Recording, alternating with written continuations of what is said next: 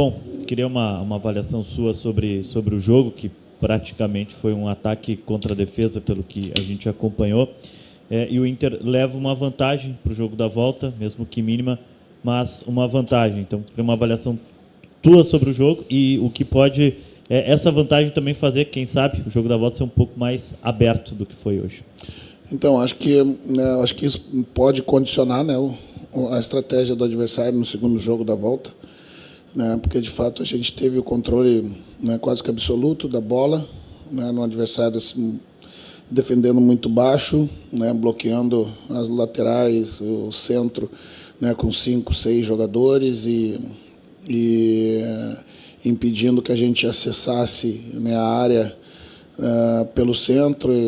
As oportunidades que nós acessamos foram muito jogo lateral e com cruzamentos. E dentro da característica dos nossos jogadores, né, os cruzamentos eles tinham que ser rápidos e não com trajetória alta pela estatura dos atletas que nós temos à frente. Não foi um jogo vistoso, né, não foi um bom jogo, mas foi um jogo com volume que poderia ter nos dado um resultado diferente, né? Os 2 gols anulados, né, a penalidade perdida, as inúmeras oportunidades que a bola ficou viva dentro da área e a gente não encontrou, né, um pé para empurrar para o gol. Né? Eu acho que fomos poucos eficientes, né, nas outras oportunidades, talvez nos faltou competência em algumas outras. Porém, é uma vantagem, né, que a gente não considerando a diferença de hierarquia das duas equipes, né, é sempre importante a gente vencer no jogo de ida, ainda mais dentro de casa. Boa noite, Roger. Pedi para você falar sobre a sua escolha do Raikkonen para compor o banco de reservas hoje, fazer a estreia e, se não é o desvio depois da cabeçada na mão, se tornaria o jogador mais jovem a marcar um gol com a camisa do Internacional. Então, a escolha foi justamente pela ausência, né, do Borré, pela impossibilidade de poder contar tanto com o Ricardo quanto com o Luca, né, e imaginando que a gente poderia, em algum momento, ter que lançar a mão de um jogador de mais referência dentro da área pelo tipo de jogo que ia se apresentar. Né, e, de fato, foi o que aconteceu. Eu não quis fazer uma mudança no intervalo, né, mas salentei para os atletas que com 10, 12 minutos, se a gente não encontrasse as soluções que a gente tinha apresentado ali nos últimos 15 minutos, acho que a gente finalizou bastante ali, eu ia começar a fazer as trocas, né, para deixar o time um pouco mais ofensivo e que culminaram também posteriormente com a entrada do Raikkonen. Justamente para que ele se concentrasse entre os zagueiros e deixasse o Wesley flutuar um pouquinho mais, com o apoio dos laterais ao mesmo tempo, e o Fernando já na linha de zagueiros, para a gente, né, ter uma qualidade boa de saída de bola à medida que a gente estava quase que o tempo inteiro com a bola. É uma pena. Eu penso que, na minha opinião, o lance foi inconclusivo, e na inconclusão do VAR, né, a decisão do campo tem que prevalecer. Na minha opinião, estou se invertendo os papéis, mas se não é responsabilidade minha falar, né, já me estressei, já me desgastei bastante falando a respeito disso. Roger, boa noite. Queria te ouvir sobre o Gustavo Prado, que entrou, fez o gol hoje decisivo, também acrescentando, dando outra vertente para a tua equipe, e também sobre os dados estatísticos do levantamento das bolas alçadas na área, os cruzamentos, 76, 21 corretos e 55 que não tiveram o mesmo efeito. Queria a tua avaliação sobre esse recurso para essa partida, dentro dessas características desse jogo, com uma equipe bem fechada hoje. Então, eu acabei de responder para o teu colega que justamente, né, pela estatura dos nossos jogadores, né, nós tínhamos que buscar o cruzamento mais rápido do que com trajetória mais lenta, com exceção dos escanteios, né, e das faltas que a gente leva os zagueiros para a área. A gente sabia o tipo de característica que ia vir o adversário, né, e ocupamos a área com bastante gente. Num primeiro tempo, né, essa bola, né, ou ela, quando a gente não conseguiu acessar, o adversário rebateu ela para a entrada da área, e aí sim a gente estava um pouco longe do rebote, e essa segunda bola acabava ficando sempre com o adversário.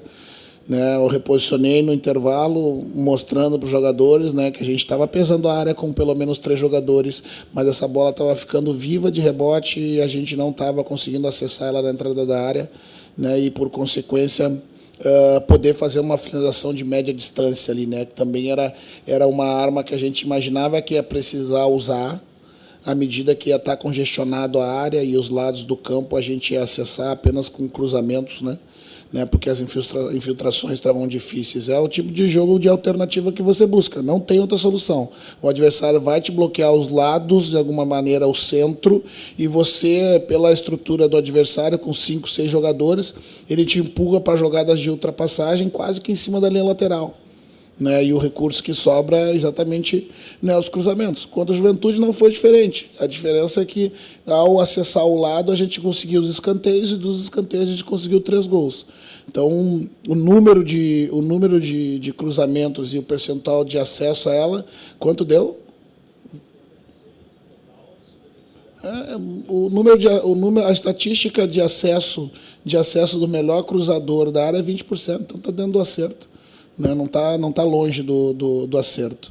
Né, e a quantidade, sim, é pela alternativa que a gente conseguiu encontrar dentro de uma defesa muito fechada. Né. De novo, para mim, isso é o time buscando alternativas diferentes um pouco. Né. A gente jogou em 40 metros, né, dentro do campo do adversário, com 11 jogadores, né, com a possibilidade de acessar o lado, mas, de novo, com os nossos jogadores com a estatura, não para cruzamentos com parábola, né, mas cruzamento rápido, aí sempre tem um pé por baixo. Né. Talvez o que nos faltou foi, que eu saliento muito para os atletas e faço muito trabalho de finalização, matamos um pouco o primeiro pau. Né. O cara da bola rápida muitas vezes acessou essa bola porque a gente estava esperando uma bola mais de parábola. Né, por trás desse jogador, que geralmente é um jogador alto e um zagueiro.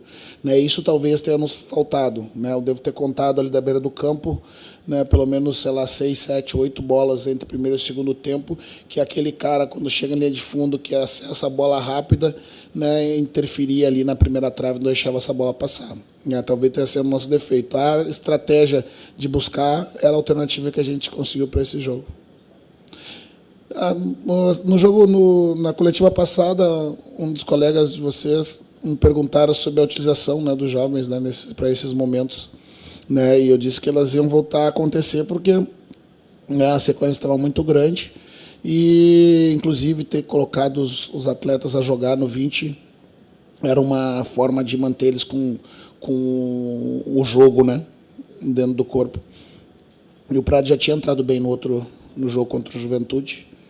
E contra o Nacional, acho que ele entrou também. E hoje o que eu cobro do Prado é exatamente isso. Né? O Prado é um ponta, né? Assim com que era um meia antes, e que não tem o hábito de atacar o segundo pau, estar dentro da área quando a jogada está se desenhando para o outro lado. Né? E eu tenho cobrado isso do Prado desde o ano passado. Tu não é um ponta que, por vezes, vira segundo atacante. Né? No modelo que eu uso, tu é um segundo atacante que faz jogada de ponta. E quando a jogada está se determinando pelo outro lado, tu tem que ser o cara que tem a condição de finalizar essa bola de dentro da pequena área. Né? Se tu está esperando a bola de rebote ou a bola de marca de pênalti, né, essa bola é do volante, que acessa por último a área. Né? E ele hoje fez um gol justamente ali, frequentando a área, né, e como eu digo para eles, a chave do cofre está dentro da área. Né, ali está a chave do cofre, e a chave do cofre é igual aquela chave das nossas casas, de todas as portas do apartamento, que uma delas abre todas as outras. Né, então, procura a área, e hoje ele encontrou o gol dentro da área, no lugar que ele deve estar. Roger, boa noite. Boa noite. Há algum tempo a gente já vem te perguntando em relação a desempenho, ou uma queda de desempenho no time do Internacional. Claro que nos últimos jogos o Inter teve confrontos importantes de Brasileiro, de Libertadores. A minha pergunta, te preocupa ter um desempenho abaixo contra um time da 4ª divisão do Campeonato Brasileiro? E como que isso tem sido trabalhado por ti? Se tu admite essa queda de desempenho e como melhorar nessa sequência forte de jogos? Sim. Não, me preocupa a gente ter o volume que a gente teve contra um time né, de hierarquia diferente da nossa e não ter sido competente para efetivar, para concretizar essas oportunidades em gol. Mesmo assim, né, como eu disse, se o jogo tivesse terminado 4-0 hoje, né, ele poderia, porque além da penalidade desperdiçada, teve 2 pênaltis, dois lances de gol anulados, que daria o placar de 4-0. Né? O que me preocupa é justamente a gente, em alguns momentos, ser pouco eficiente no volume de jogo que a gente tem. Um time ele tem que trabalhar para criar oportunidades de colocar os atacantes na cara do gol e para que eles definam com capacidade e sofrer menos. A gente, ultimamente, tem sofrido, com exceção do jogo contra o Nacional, poucos gols e temos tido um volume de oportunidades criadas e nosso aproveitamento tem sido baixo. A gente pegar os nossos jogadores de frente, o Wesley foi um jogador de 13 gols no ano passado. Esse ano ainda não conseguiu balançar as redes. O Vitinho foi um jogador de 5 gols no campeonato estadual e depois, nesses jogos todos, ele não conseguiu voltar a balançar a rede. O Enner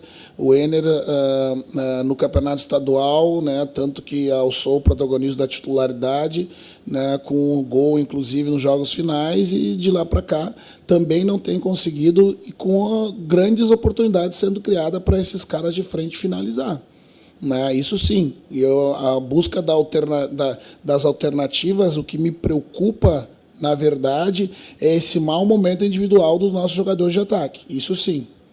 E a gente busca no dia a dia essas soluções, esse volume de oportunidades que a gente cria, que a gente tenha um melhor aproveitamento.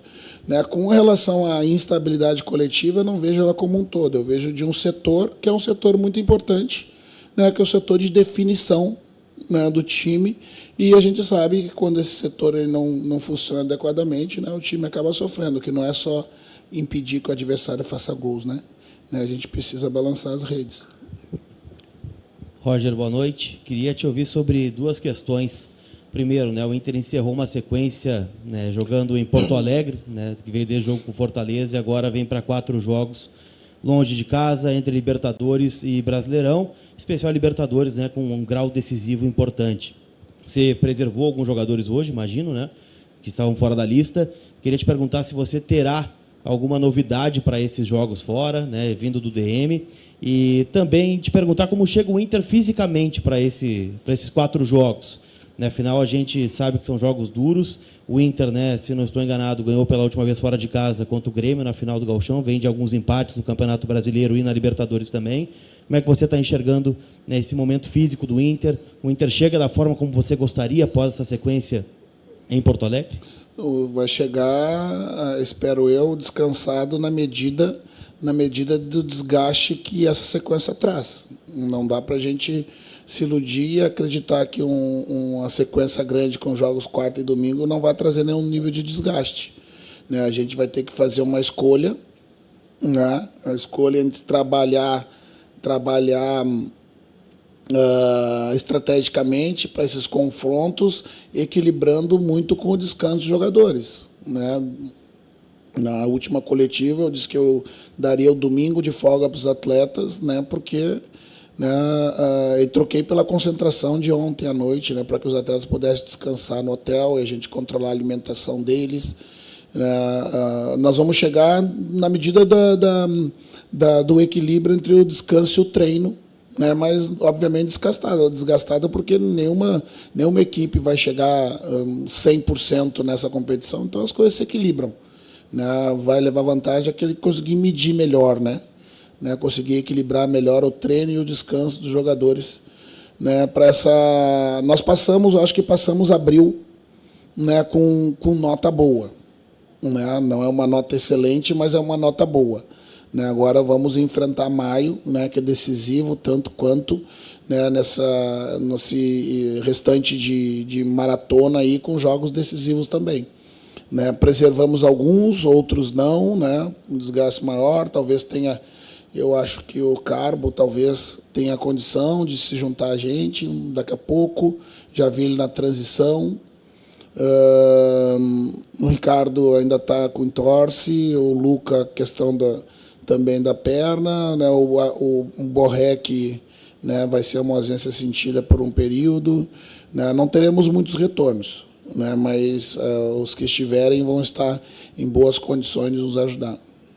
Roger, dentro das duas escolhas que você fez, você colocou o Fernando e o Thiago Maia, dando mais uma oportunidade para o Thiago Maia. Agora há pouco, numa resposta, você falou na questão da segunda bola, e principalmente naquela bola que ficou pingando ali na entrada da grande área, ou até mesmo perto da marca da Cal, e tu mencionaste que um volante poderia entrar ali e fazer isso. Eu queria te perguntar o seguinte: semana passada, no jogo passado, a gente falou muito da questão do mental. Esse mental pode ter atrapalhado, até principalmente o Thiago Maia, que pisava muito na área, era um jogador que era quase que um elemento surpresa, né, nessa área. Isso pode ter atrapalhado também? Não, penso que não, porque o Thiago se movimentou muito, né, para criar espaços e buscou muitas profundidades, né, de corredor central para meios corredores, tentando encontrar uma brechinha ali e receber essa bola mais perto da área para ter um chute ou para ter um cruzamento. Então, em muitos momentos, ele não estava disponível para essa bola ali, né?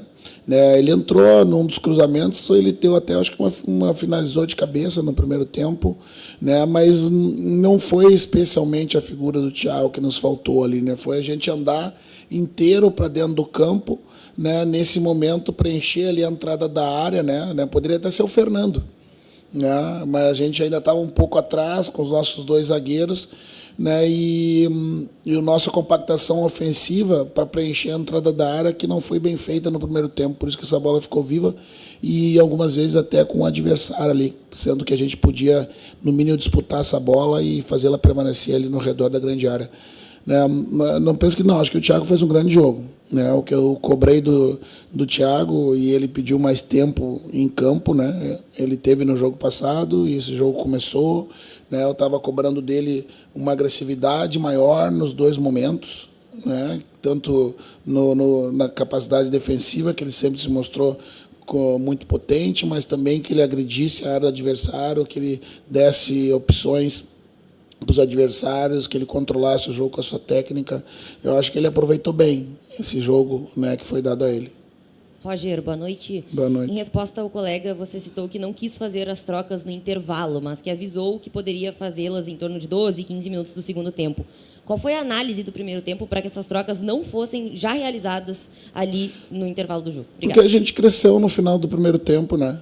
Acho que os últimos 15 minutos ali foi o período que a gente finalizou mais a gol, conseguiu encontrar algumas soluções ali com o Aguirre, com o chute do Wesley de média distância, né, com o Tabata, né? Então, esse final de primeiro tempo me fez permanecer otimista que a gente iria seguir com esse volume no começo do segundo tempo, né? Como a gente não conseguiu da mesma forma, né, ao sem mão das substituições que a gente imaginava para aquele momento.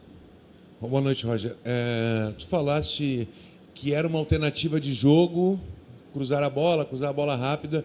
Não, te parece muito pouco para um time tamanho do Internacional, enfrentando um time de uma categoria bem abaixo, utilizar 76 cruzamentos, sendo que dentro da área o Internacional tem um centroavante que não combate, que não pula. O Ener, quando foi substituído, Roger, ele foi vaiado pelo Beira-Rio, não pela má atuação, mas pela má vontade que ele saiu de campo, interpretando o resultado. Não teria que ter um pouco mais de coragem, de repente, botar o menino a jogar desde o começo, já que é um homem de área que vai ter bastante cruzamento? Desde o começo do jogo? Botar o Raikkonen no lugar do Ener? No começo do jogo? Poderia, né? Mas eu preciso fazer uma gestão do meu processo. Como é que você acha que eu vou gerir meu vestiário tomando esse tipo de atitude? Não funciona assim. Não funciona assim, Jair. Não é tão simplista assim como se imagina do alto da cabine, né, com o microfone na mão. Não funciona dessa forma, né? Eu preciso permitir que aqueles que tiveram puta de um protagonismo no campeonato estadual e que muitos me cobraram a titularidade do Ener e que agora entende que ele está de má vontade, que ele consiga se recuperar em campo. Não funciona dessa forma. E eu não trabalho assim. Né? E os momentos que eu coloquei o Raikkonen em campo, eu dei a oportunidade do Enner, no segundo tempo, se reencontrar. Né? E quando ele não conseguiu, que é o dever do treinador, eu oportunizo para um menino de 16 anos. Mas não funciona assim. Não é tão simplista assim como a gente imagina que é. Roger, sobre o Valência e ainda sobre a saída de campo, que de fato irritou o torcedor ali, pelo fato de ele sair caminhando em um momento onde o Inter precisava acelerar os processos e buscar o gol dentro de um empate. Tu falastes anteriormente que muitas vezes, quando o ambiente está negativo para o jogador, é importante até preservar ele, dar a chance dele de se recuperar no treino. O Valência hoje não tem um reserva imediato, porque é o garoto de 16 anos, o Borré está machucado, o Luca está machucado, o Ricardo Matias está machucado. Como gerir este processo? Acho que não tendo a possibilidade de preservar o Valência de um ambiente ruim, como ele enfrentou hoje. Gente, na opinião do ambiente externo, o melhor é sempre quem está fora. Né? Não faz muito tempo que eu era cobrado pelo bom momento do Valência porque ele entrasse no time. Né? Porque a crítica vinha em cima do Borré, que não vinha bem. Né? A avaliação, por vezes, descontextualizada ou parcial, né, sobre tá bem, tira, tá mal, tira, tá bem, coloca, não funciona dessa forma.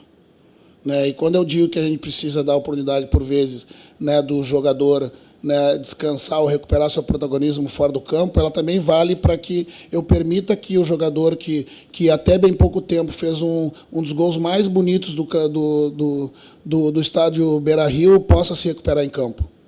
Eu não vi o Valência de má vontade. Né? Ele pode ter saído devagar, decepcionado com a própria atuação dele. Isso não diminui a capacidade do Valência. Né? Talvez a urgência da necessidade da gente vencer a partida, apenas isso. Né? O que a gente não pode fazer é julgamentos precipitados, envolvidos e cheios de emoção, né, do coração. Né? Eu estou aqui para avaliar tecnicamente. Né? E tecnicamente hoje não foi só o Valência que não teve bem. Né? Houve outras individualidades, mas nós não fizemos um mau jogo. Né? Poderia ser melhor. Né? Poderia ter construído uma vitória maior. Né? Mas, para hoje, né, foi o que a gente conseguiu fazer, né, num jogo abaixo, né, mas que poderia ter um resultado diferente.